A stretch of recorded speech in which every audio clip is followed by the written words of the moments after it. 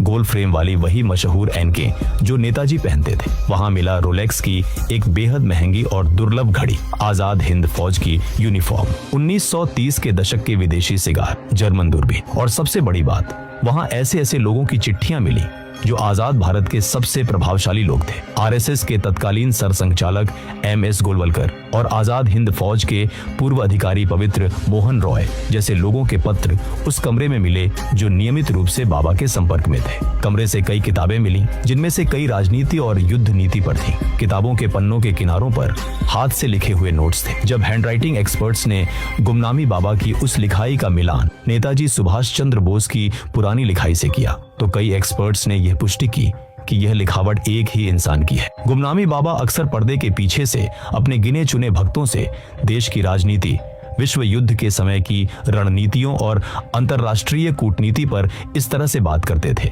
जैसे वे खुद उन घटनाओं के केंद्र में रहे हों। जब उनसे उनके असली नाम के बारे में पूछा जाता तो वे बस इतना कहते कि अगर मैंने अपना नाम बता दिया तो देश में आग लग जाएगी। क्या सच में गुमनामी बाबा ही सुभाष चंद्र बोस थे? अगर हाँ तो वे सामने क्यों नहीं आए? इस सवाल का जवाब भी खुद गुमनामी बाबा ने अपनी एक कथित बातचीत में दिया था। उन्होंने कहा था कि वे अंतर्राष्ट्रीय युद्ध अपराधी घोषित किए जा चुके हैं। अगर वे सामने आए तो संयुक्त राष्ट्र के नियमों के तहत भारत सरकार को उन्हें गिरफ्तार करके ब्रिटेन या अंतर्राष्ट्रीय अदालत को सौंपना पड़ेगा, जिससे भारत की संप्रभुता और राजनीति में भूचाल आ जाएगा। क्या यह एक देशभक्त का अपने देश को बचाने के लिए उठाया गया सबसे दर्दनाक कदम था? अपनी ही पहचान को मिटा देना और अपने ही देश में एक अजनबी, एक गुमनाम व्यक्ति की तरह मर जाना।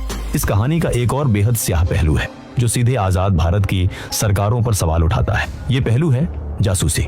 2015 और 2016 में कलकत्ता और दिल्ली में दशकों से बंद खुफिया फाइलों को डिक्लासिफाई किया गया। इन फाइलों के खुलने के बाद जो सच बाहर आया उसने हर भारतीय का खून खौला दिया। दस्तावेजों से पता चला कि 1948 से लेकर 1968 तक यानी पूरे 20 सालों तक भारत सरकार की खुफिया एजेंसी इंटेलिजेंस ब्यूरो नेताजी के परिवार की जासूसी कर रही थी। कलकत्ता के एल्गिन रोड पर स्थित उनके पैतृक आवास पर जासूस तैनात थे। उनके भतीजे अमीयनाथ बोस और शिशिर कुमार बोस के हर पत्र को बीच में ही रोककर पढ़ा जाता था। उनके देश विदेश के हर दौरे पर नजर रखी जाती थी, यहाँ तक कि वे किससे मिल रहे हैं, क्या बात कर रहे हैं, इसकी रिपोर्ट सीधे प्रधानमंत्री कार्यालय तक पहुंचाई जाती थी।